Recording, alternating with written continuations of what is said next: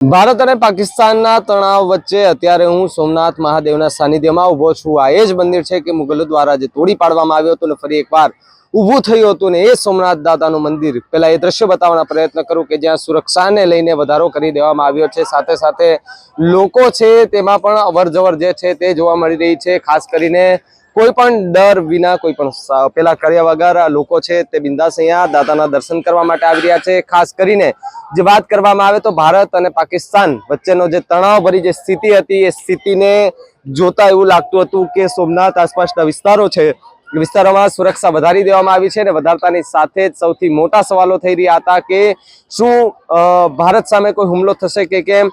સૌથી મોટો સવાલ એ હતો કારણ કે હુમલો આમને સામને બંને બાજુથી થતો હતો અને આ હુમલાને લઈને ભારતીય સેના છે તેના દ્વારા વળતો જવાબ આપવામાં આવ્યો હતો અને આ સોમનાથ મંદિરના દ્રશ્યો છે કે જ્યાં લોકો અત્યારે દર્શન કરવા માટે આવી રહ્યા છે।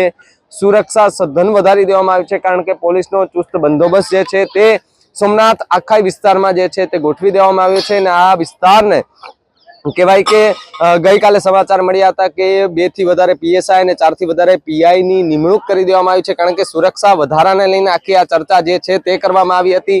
સોમનાથ મહાદેવના સાનિધ્યમાં ઊભો છું અને અહીંયાથી કારણ કે હર હર મહાદેવના નાદ સાથે તો આપણી એ સેનાના જવાનો અંદર ઘૂસ્યા હતા પાકિસ્તાનમાં, તો અહીંયા ઊભીને આપણે કેમ ન બોલી શકીએ। તો મારી સાથે તમે પણ બોલો, હર હર મહાદેવ। પાકિસ્તાનને ઘૂંટણીએ બેસાડ્યું છે, એને લઈને તમારું શું માનવું કમેન્ટ કરીને ખાસ જણાવજો। જોતા રહેજો ન્યૂઝ રૂમ। નમસ્કાર મિત્રો, આવા જ વિડીયો અને શોર્ટ્સ જોવા માટે આજે જ અમારી ન્યૂઝ રૂમ યુટ્યુબ ચેનલને સબસ્ક્રાઇબ કરો।